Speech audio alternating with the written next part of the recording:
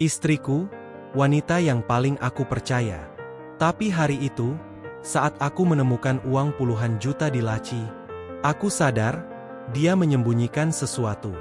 Sesuatu yang bisa menghancurkan keluarga kami.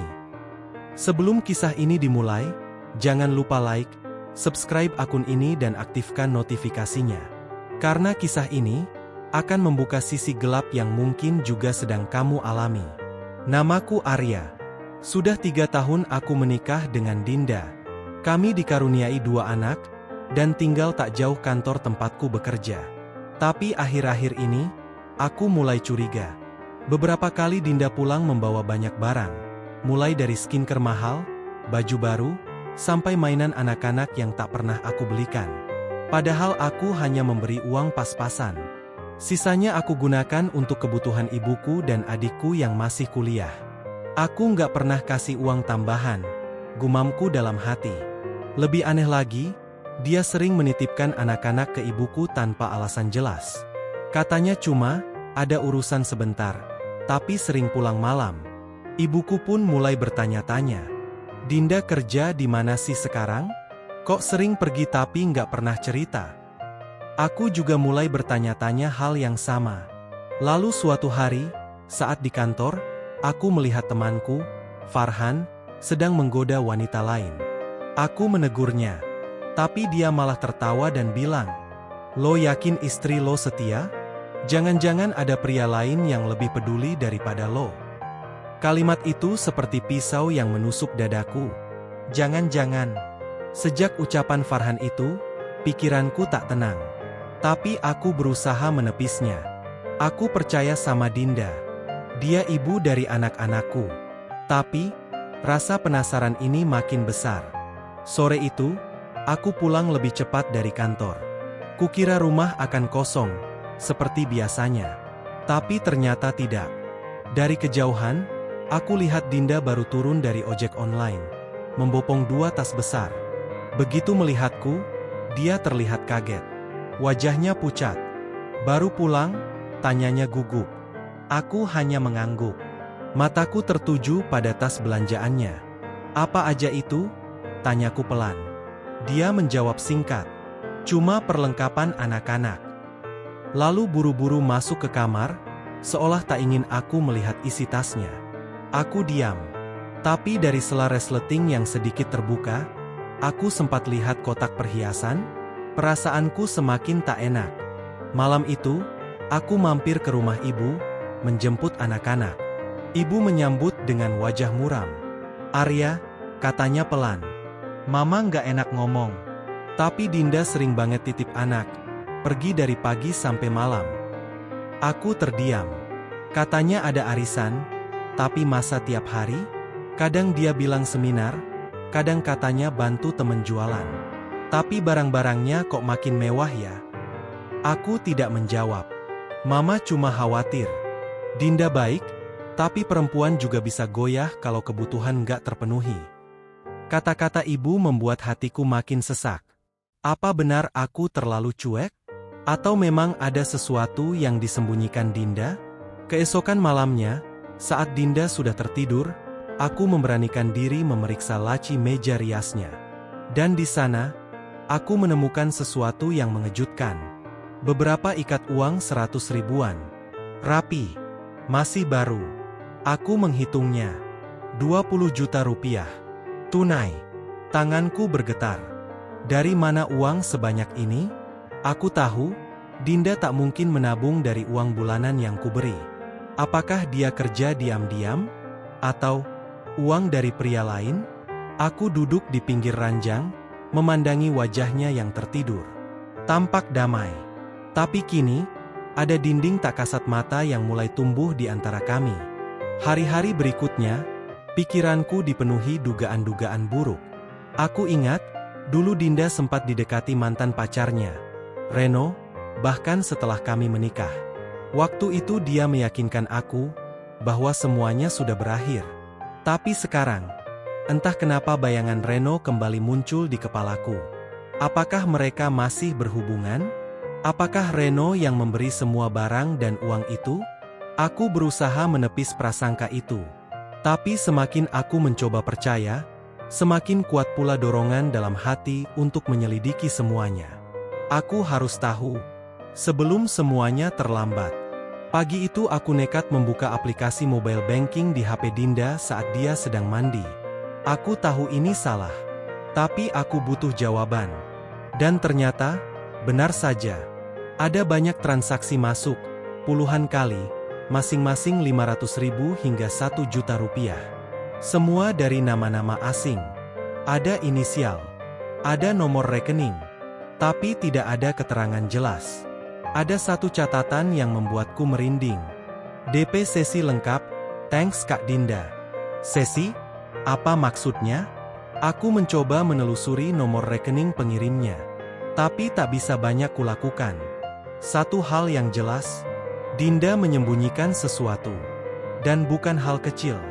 Sore itu aku iseng memakai nomor tak dikenal. Aku hubungi nomor yang tercantum di salah satu transfer itu, pura-pura jadi klien. Halo, ini benar nomor Kak Dinda? Hai Kak. Iya betul. Mau booking sesi juga? Hatiku nyaris berhenti. Booking sesi? Aku mengetik pelan.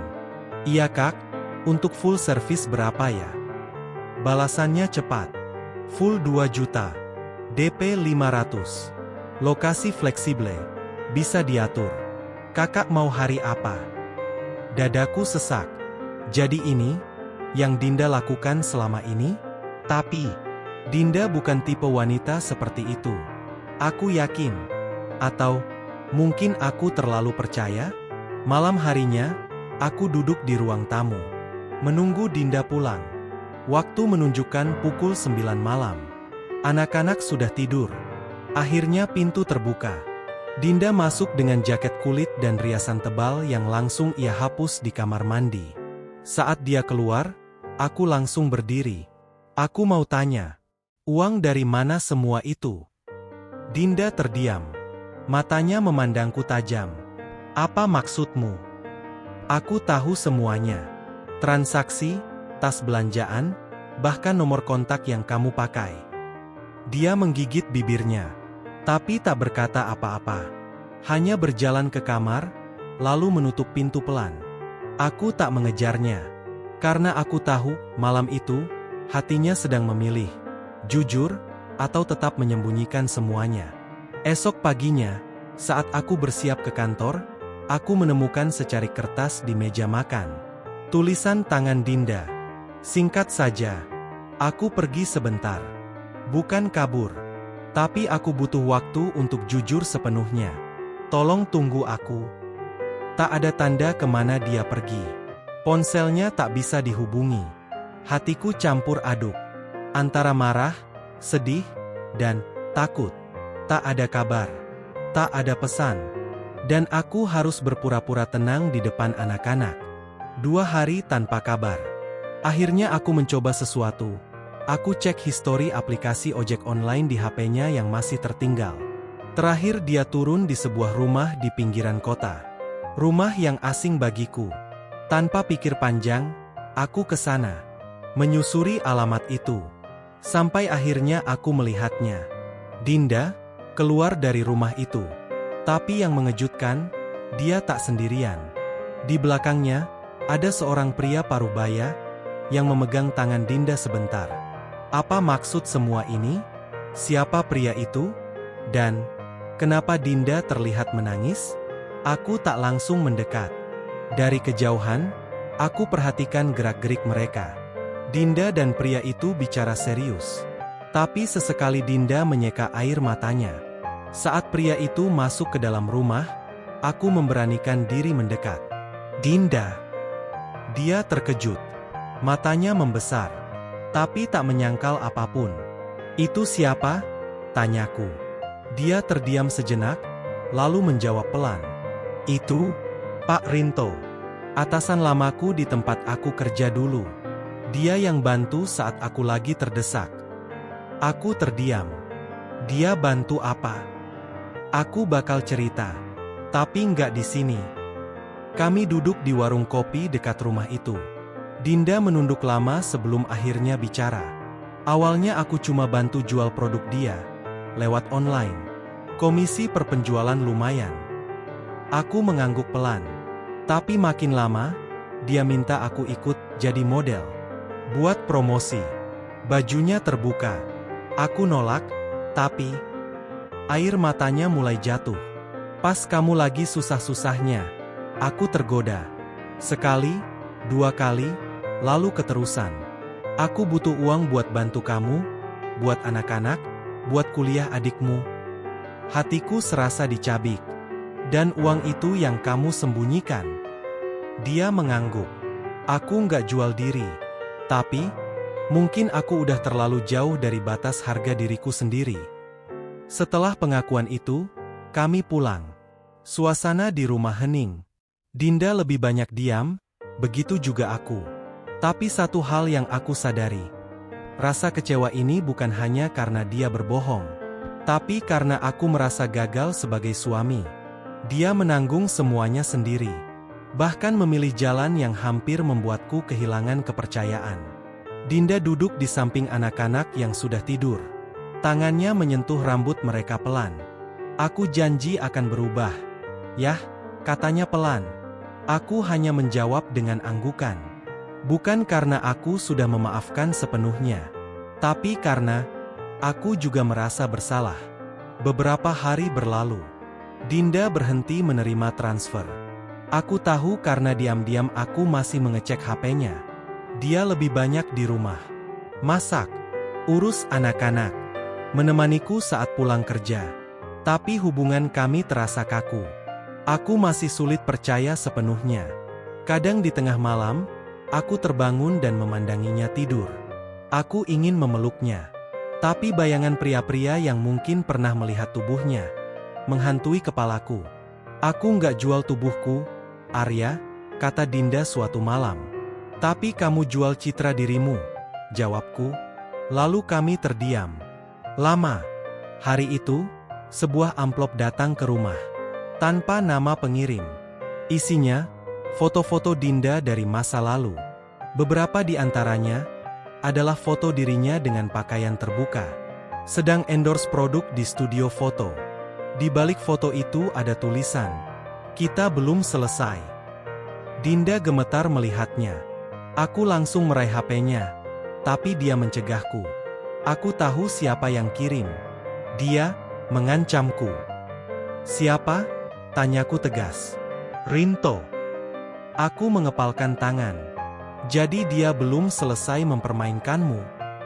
Dinda menunduk. Dan saat itu aku tahu, ini belum berakhir. Malam itu, aku tak bisa tidur.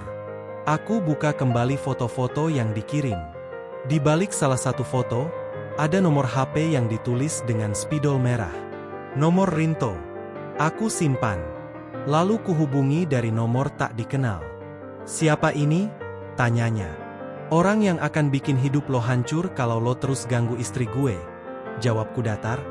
Dia tertawa kecil. Lo kira Dinda bisa lepas gitu aja? Banyak yang masih mau dia. Gue cuma satu dari banyak klien. Darahku mendidih. Tapi aku tahu, melawan orang seperti Rinto butuh lebih dari sekadar emosi. Aku harus punya bukti dan rencana. Esok paginya, Dinda mengejutkanku dengan satu keputusan. Aku mau lapor polisi. Aku kaget. Serius? Dia mengangguk. Kalau aku terus diam, dia akan terus menekan. Aku punya bukti chat, transfer, dan ancamannya. Aku tak banyak bicara. Hanya menggenggam tangannya, erat. Ini pertama kalinya sejak semua rahasia itu terbuka, aku merasa kami satu tim lagi. Aku tahu, jalan ini tak mudah. Nama baik kami bisa hancur. Anak-anak bisa jadi bahan omongan. Tapi aku lebih takut, kalau Dinda terus hidup dalam bayang-bayang. Kami datangi kantor polisi. Dinda menyerahkan semua bukti.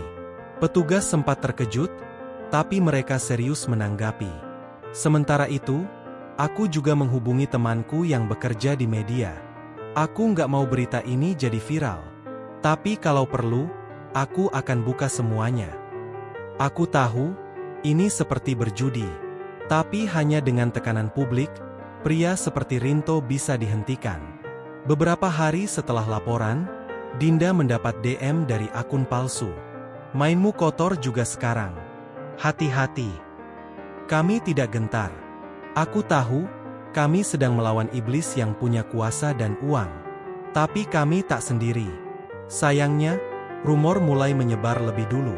Tanpa kami tahu dari mana, foto-foto endorse Dinda tersebar di media sosial. Komentar-komentar muncul di grup ibu-ibu, di tetangga, bahkan teman sekolah anak kami. Murahan.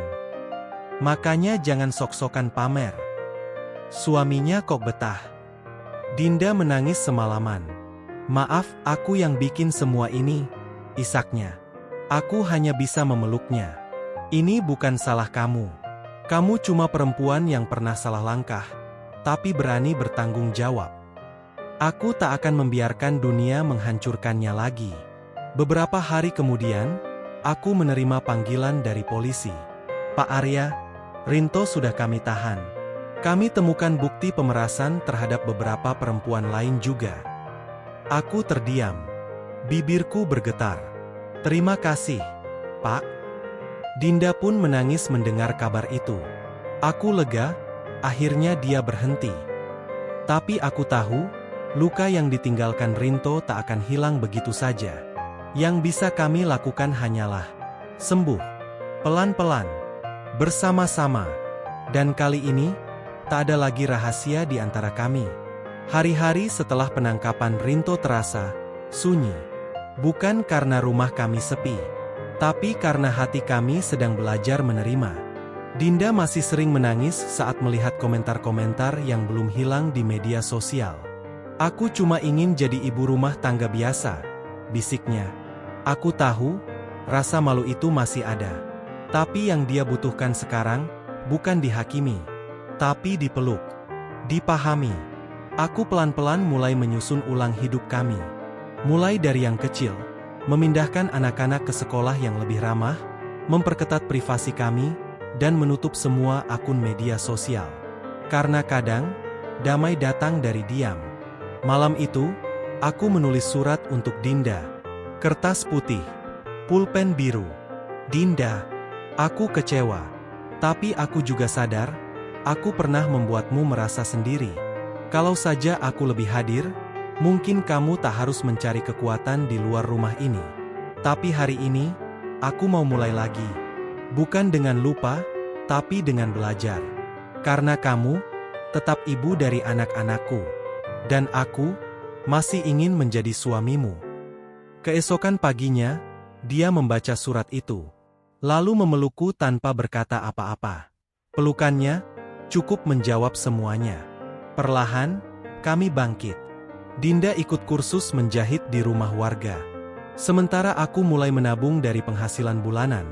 Walau kecil, tapi cukup untuk merintis usaha kecil yang kami impikan dulu. Kami hidup sederhana, tanpa barang mewah, tanpa kemewahan sosial media. Tapi ada sesuatu yang jauh lebih mahal. Kepercayaan yang sedang kami bangun ulang. Sedikit demi sedikit. Kadang masih ada bisik-bisik tetangga, tapi kami sudah belajar memekakkan telinga. Karena hidup bukan tentang pembuktian ke orang lain, tapi kepada diri sendiri. Suatu malam, Dinda duduk di samping tempat tidur anak-anak dan berkata, "Mama dulu pernah salah. Tapi Mama janji, mulai sekarang, Mama akan terus berjuang yang benar. Demi kalian." Mereka tak terlalu mengerti. Dan malam itu, aku sadar, pemaafan bukan hanya untuk pasangan, tapi untuk anak-anak juga. Agar mereka tahu, bahwa orang tuanya pernah jatuh, tapi memilih bangkit bersama. Bukan karena sempurna, tapi karena cinta. Hari ini, saat menatap Dinda yang sedang melipat pakaian anak-anak, aku teringat semua yang telah terjadi. Pengkhianatan, air mata, ketakutan, ancaman. Tapi juga keberanian, kejujuran, dan harapan. Aku tidak menulis cerita ini untuk mencari simpati, tapi untuk kalian, para suami, yang mungkin sedang menutup mata. Dan untuk kalian, para istri, yang menyimpan luka dalam diam. Beranilah bicara. Karena keluarga bukan soal sempurna, tapi soal bertahan. Kalau kisah ini menyentuhmu, jangan lupa like, subscribe, share dan nyalakan notifikasinya. Biar makin banyak yang sadar bahwa di balik rahasia ada luka, dan di balik luka selalu ada harapan.